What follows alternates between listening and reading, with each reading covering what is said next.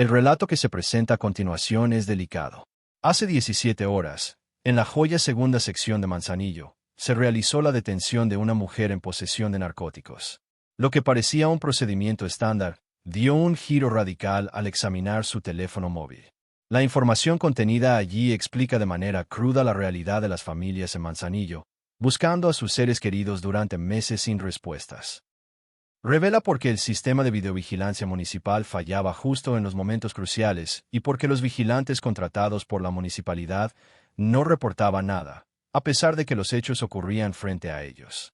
Todo comenzó a las 22:45 del martes, 11 de noviembre. Una motocicleta sin matrícula circuló a alta velocidad por la delegación Santiago. Dos ocupantes, sin casco y visiblemente nerviosos, fueron avistados. Un oficial naval inició la intercepción, pero la moto aceleró, desatando una persecución de 3 minutos que abarcó 4 calles. El conductor perdió el control en una curva, resultando en un derrape violento. El hombre huyó a pie por un callejón y desapareció. La mujer, con una lesión en el tobillo, no pudo escapar y fue asegurada en el lugar. Se identificó como Yajaira Berenice, mostrando una actitud desafiante y sin temor.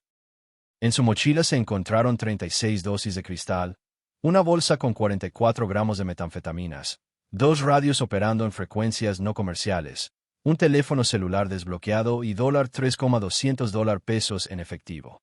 Inicialmente, se consideró una detención rutinaria por narcomenudeo. Sin embargo, en ese momento se desconocía que habían capturado a la China, pieza clave en la coordinación operativa de una de las células más implacables del cártel de Jalisco Nueva Generación, CJNG, en Colima. El alias fue detectado por un analista durante la escucha de una llamada interceptada, y la perspectiva del caso se transformó. La China figuraba en los informes de inteligencia desde hacía 8 meses como objetivo de alta prioridad, vinculada directamente a casos de desaparición, ejecución y desmembramiento. Lideraba el piso 16 de la CROM, una estructura operativa, coordinando secuestros, levantones y supervisando las labores de limpieza. 3 sicarios operaban bajo su mando, y ella, a su vez, rendía cuentas a Raptor, quien manejaba las finanzas, y a Chacalo, el controlador territorial. Una estructura jerárquica con una disciplina de naturaleza militar. El celular capturado resultó ser una fuente inagotable de evidencia. 6 semanas de órdenes, registros de pagos y ubicaciones, todo documentado en tiempo real. La comunicación se daba a través de mensajería convencional con un lenguaje directo y codificado, como encerrar el paquete, cortar y empacar, limpiar el cuarto 3 y confirmar entrega al norte. Se encontraron fotografías geolocalizadas, listas con nombres completos de víctimas y capturas de pantalla de transferencias bancarias. Lo más aterrador fue la tabla de tarifas por pieza, donde los seres humanos eran tratados como refacciones. $8,000 por un trabajo simple y $15,000 por operaciones complejas con desmembramiento y disposición. El precio de un móvil de gama media por arrebatar una vida, desmembrarla y hacerla desaparecer. Además, se ofrecían bonos adicionales por silencio a quienes se encargaban del traslado de cuerpos y la limpieza de las escenas. Un chat reveló a la China informando a Raptor haber completado 2 trabajos en una noche y solicitando el pago correspondiente, a lo que él respondió que el efectivo estaba listo. Se confirmó que, 3 días antes de su detención, había cobrado por matar y desmembrar a 2 personas. Esa misma mañana, el 12 de noviembre a las 7:30, se hallaron 2 cuerpos desmembrados dentro de bolsas industriales cerca de un terreno baldío. La autopsia preliminar reveló signos de tortura previa, el uso de herramientas de corte de gran peso y el sellado de las bolsas con cinta gruesa, utilizando nudos específicos previamente documentados en otros casos. Al cotejar la hora estimada de la muerte con los mensajes de la China durante la madrugada, trabajo doble terminado y listo para mover. Las coincidencias fueron exactas. Esto confirmó directamente que ella había coordinado esos 2 homicidios apenas horas antes de su captura. 6 horas después, se ejecutó la orden de cateo en el piso 16. Ingresar fue como entrar a un matadero, aunque el lugar estaba oficialmente desocupado y en supuesta remodelación desde hacía 8 meses. La realidad era que funcionaba como un centro activo de retención, tortura, ejecución y desmembramiento. Se encontraron plásticos industriales cubriendo el suelo en 2 habitaciones, Vastas manchas de sangre que, a pesar de los intentos de limpieza con cloro, reaccionaron al luminol. Había bidones de 20 litros con químicos industriales, colchonetas impregnadas de fluidos corporales, y cinta adhesiva en las paredes con restos de cabello humano.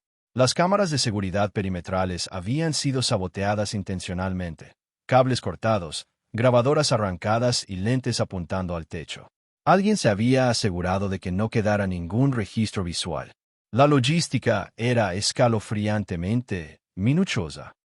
Persianas metálicas que bloqueaban la vista y el sonido, y puertas con cerrojos que solo podían abrirse desde el exterior, convirtiendo cada cuarto en una celda.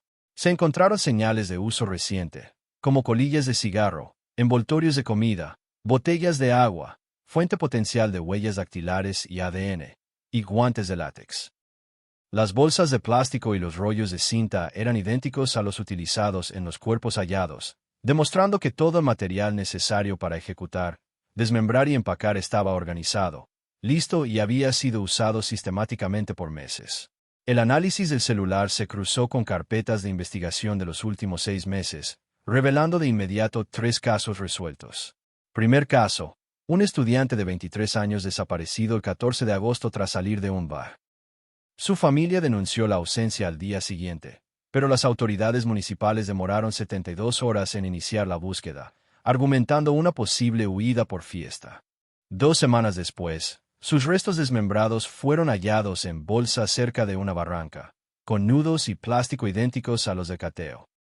Un mensaje de la China mencionaba que el paquete universitario había sido encerrado en el cuarto 2 y que el trabajo estaría terminado antes del amanecer. La fecha y hora coincidían exactamente. La familia tenía razón desde el inicio, pero su voz fue ignorada. Segundo caso: un repartidor de 31 años visto por última vez haciendo una entrega en la Chrome el 27 de septiembre. Su motocicleta fue hallada 3 días después. Posteriormente, su torso, sin cabeza ni extremidades, apareció flotando en el muelle. La autopsia de octubre determinó desmembramiento con herramienta motorizada, y retención y golpizas previas a la muerte. El mensaje de la China era claro. Chacalo encargó al repartidor. Terminado. Restos movidos al punto costero. La terminología, fechas y puntos geográficos encajaban perfectamente. Tercer caso, el más brutal. El 18 de julio, el cuerpo de un hombre de 35 años fue hallado colgado con alambre en un puente peatonal, acompañado de una lona amenazante dirigida a un grupo rival. La tortura fue extrema. Sus piernas, brazos y cabeza fueron encontrados en 5 puntos distintos de la ciudad, cada extremidad empaquetada y abandonada estratégicamente como advertencia territorial, una firma clásica del CJNG para mostrar control. El celular de la China contenía fotografías del cuerpo mientras estaba en el piso 16, antes de ser trasladado al puente, junto con instrucciones escritas sobre la colocación precisa de cada parte para maximizar el impacto mediático y la intimidación. Ella no solo coordinaba, sino que también documentaba fotográficamente los resultados para reportar el cumplimiento a Raptor y Chacalo. Los 3 casos compartían un patrón idéntico de operación. La célula actuaba siempre entre las 2 de la mañana y las 5 de la mañana, el periodo de menor tráfico. Las calles estaban desiertas, y las cámaras municipales, según informes oficiales, estaban en mantenimiento o con fallas técnicas. Motocicletas sin placas, rutas específicas hacia barrancas, terrenos baldíos y puntos portuarios. Una operación con precisión de reloj suizo, con puntos de control establecidos, ventanas de tiempo calculadas al minuto y rutas de escape planificadas.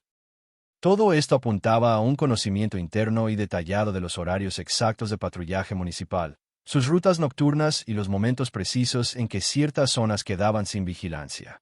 Fue en este punto que la investigación criminal se transformó en un escándalo de complicidad institucional. Se revisaron los contratos de seguridad privada de la Chrome. La alarma se disparó al encontrar que una empresa formalmente contratada por el Ayuntamiento de Manzanillo para la vigilancia de espacios públicos tenía personal asignado permanentemente en esos edificios. Guardias que supuestamente realizaban rondines nocturnos cada 2 horas y monitoreaban las cámaras perimetrales. Al solicitar los registros de esas cámaras, la respuesta oficial fue sistema con fallas técnicas recurrentes. Varias semanas de grabaciones perdidas irrecuperablemente por problemas de almacenamiento en discos duros. Demasiadas coincidencias. El inventario de equipos de radiocomunicación de la empresa reveló que varios radios operaban en frecuencias compatibles con los que portaba la China al ser detenida, lo que permitía escuchar o incluso comunicarse directamente con los guardias y compartían canales. El cruce de los turnos de guardia con las fechas de desapariciones y hallazgos de cuerpos fue devastador.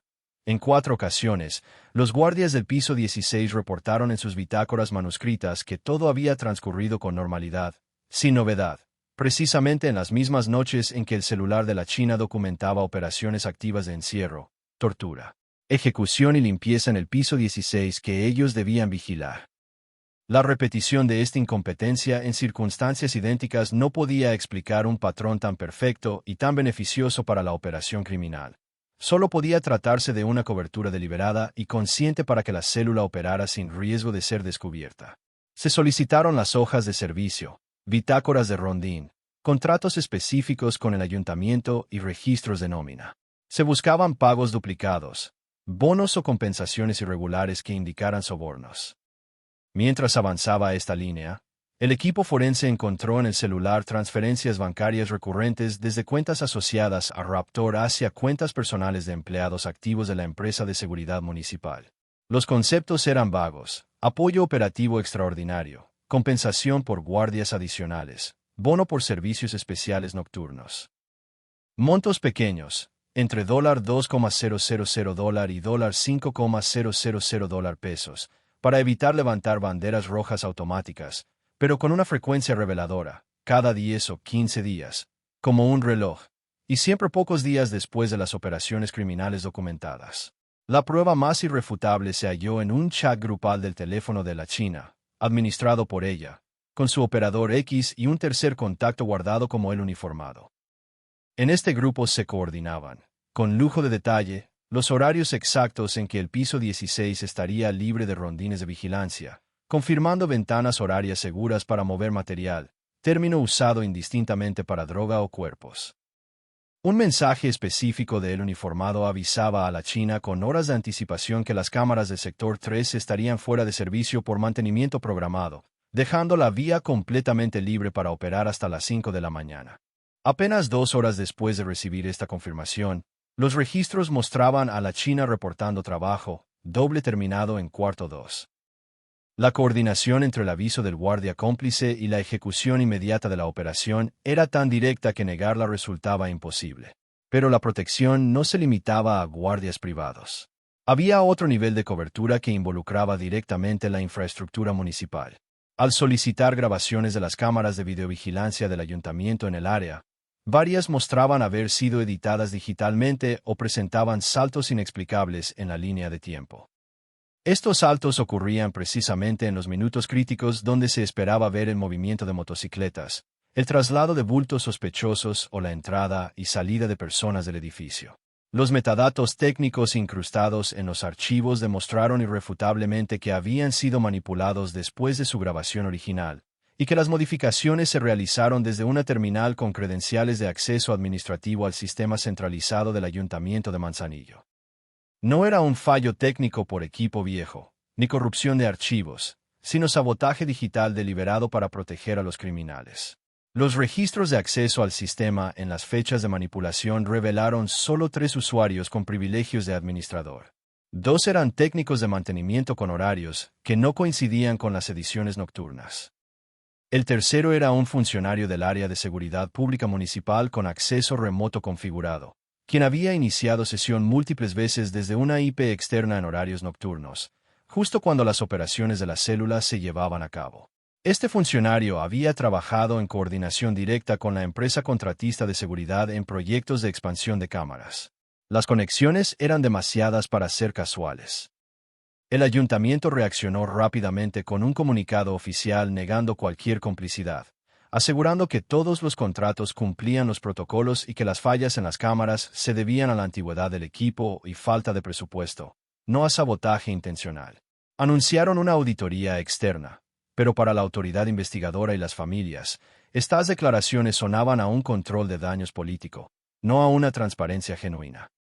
Lo que el ayuntamiento no podía explicar era porque los reportes de desaparición presentados por las familias nunca fueron canalizados oportunamente a la Fiscalía Estatal, o porque las primeras líneas de investigación siempre se enfocaban en riñas personales o fugas voluntarias, en lugar de considerar la operación del crimen organizado.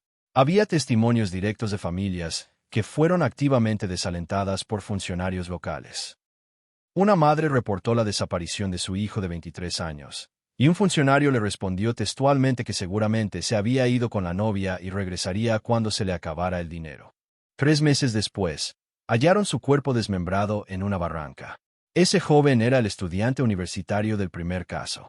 Desde el momento de la captura de la China, se sabía que el tiempo corría en contra. En cuanto Raptor y Chacalo se enteraran de la detención y del cateo del piso 16, activarían protocolos de seguridad, cambio de ubicación, eliminación de evidencia y posible aniquilación de cualquier colaborador que pudiera ser un riesgo. Se disponía de 72 horas máximo para desmantelar la estructura operativa antes de que se replegara y se volviera invisible. Por ello, se ejecutaron cateos simultáneos en todos los puntos mencionados o geolocalizados en los mensajes del celular. Además del piso 16 de la Chrome, se identificó una bodega en zona industrial para insumos de desmembramiento, una casa de seguridad usada como punto de reunión y armería, un taller mecánico para desmantelar vehículos robados y alterar números de serie, y un terreno baldío cerca del puerto como punto de disposición temporal de restos. Se obtuvieron órdenes judiciales para los 5 puntos, se coordinó con la Marina y la Fiscalía, y la operación se ejecutó en menos de 6 horas. Paralelamente, se activó un rastreo financiero intensivo contra Raptor con apoyo de la Unidad de Inteligencia Financiera. Se bloquearon 3 cuentas bancarias identificadas, se solicitó información detallada de transacciones de 6 meses y se rastrearon direcciones IP de consultas de saldo para ubicar su centro de operación. Se emitieron órdenes de aprehensión formales en su contra por delincuencia organizada, lavado de dinero y homicidio calificado, fijándose una recompensa de $200,000 por información que condujera a su captura. Al mismo tiempo, se protegió a testigos clave. Un exoperador desertor que se escondía por miedo a represalias, una empleada de limpieza de la Chrome que había presenciado movimientos sospechosos, y un vecino que había documentado en su móvil constante ir y venir de motocicletas, sin matrícula de madrugada. A los 3 se les ofreció protección formal bajo el Programa Federal de Testigos Colaboradores. 2 aceptaron inmediatamente. El cateo de la bodega industrial confirmó la logística. Estantes repletos de bolsas de plástico grueso idénticas a las encontradas con los cuerpos, rollos gigantes de cinta adhesiva industrial, guantes desechables sin abrir y bidones de 20 litros con químicos para acelerar la descomposición de tejidos humanos. Se encontró una mesa metálica de trabajo con manchas profundas de sangre seca y restos de cabello humano adheridos. El hallazgo más impactante fue un cuaderno de registro manuscrito escondido. Era literalmente un libro de contabilidad del horror, detallando operaciones por fecha, alias de la víctima, monto exacto cobrado y nombre del operador responsable. Cada página documentaba una vida humana convertida en una simple línea de ingreso económico. En la casa de seguridad se incautó un arsenal, 2 fusiles AK-47, 3 pistolas 9 milímetros, múltiples cargadores de alta capacidad y más de 500 cartuchos útiles. También chalecos tácticos con logos apócrifos que imitaban corporaciones policiales, uniformes completos y equipos de radiocomunicación idénticos a los de la China. Una de las habitaciones estaba acondicionada como centro de monitoreo, con múltiples pantallas conectadas a cámaras que vigilaban en tiempo real los accesos de la Chrome y puntos estratégicos. Estas cámaras no eran parte del sistema municipal, sino una red paralela clandestina instalada por la célula. En el taller mecánico se aseguraron 3 vehículos robados, 2 con matrículas alteradas y números de serie limados. En el interior de uno se encontraron restos evidentes de sangre humana en el asiento trasero y la cajuela, sugiriendo su uso para el traslado de víctimas vivas o ejecutadas. Se tomaron muestras biológicas para cotejar ADN con perfiles de desaparecidos. El terreno baldío cerca del puerto fue el hallazgo más desgarrador.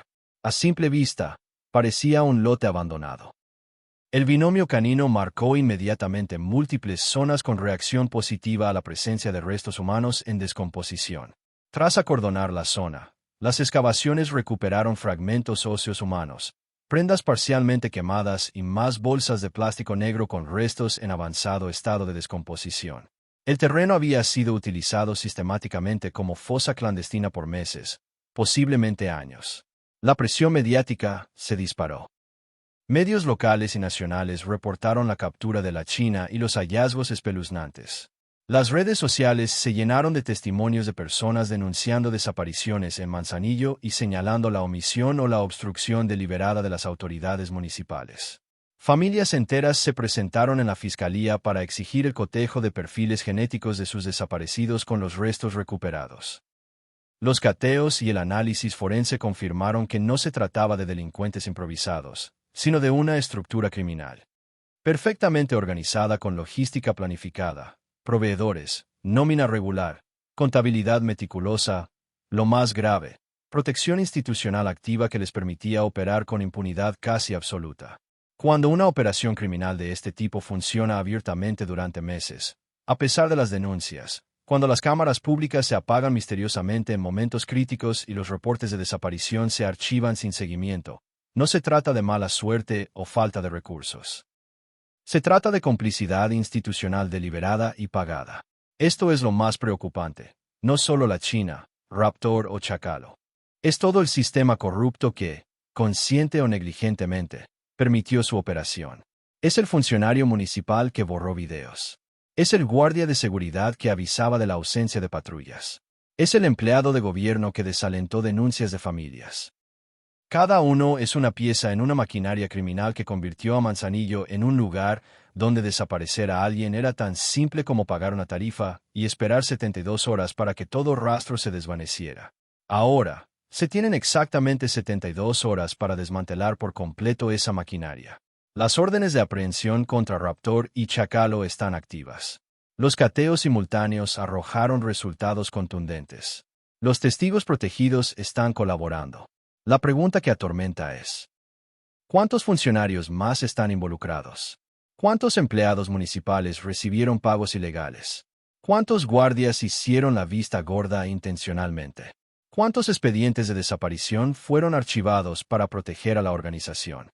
Si alguien posee información sobre el paradero actual de Giancarlo, alias Raptor, o de Francisco, alias Chacalo, se insta a reportarla de manera anónima a través de los canales oficiales.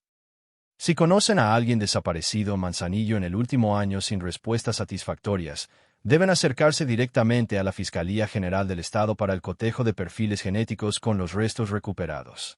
Y si tienen conocimiento de algún funcionario público que haya obstruido investigaciones, manipulado evidencia o desalentado denuncias, deben denunciarlo formalmente. Este caso no concluye con una simple captura mediática. Termina solo cuando se desmantela toda la red completa de complicidad institucional que permitió que esta atrocidad ocurriera durante meses. La China está detenida y enfrentará el peso total de la justicia. Su celular abrió la caja negra que todos querían mantener sellada. La labor es seguir cada pista hasta el final, sin importar a dónde lleve o quién caiga en el proceso. La lección de este operativo es clara. El crimen organizado no sobrevive por sí solo. Solo perdura porque alguien, desde dentro del sistema, le abre la puerta, apaga las cámaras que deberían grabar y miente a las familias desesperadas, asegurándoles que sus hijos se fueron por voluntad propia. La incógnita persiste. ¿Cuántos más tienen sangre en las manos mientras cobran puntualmente del erario público?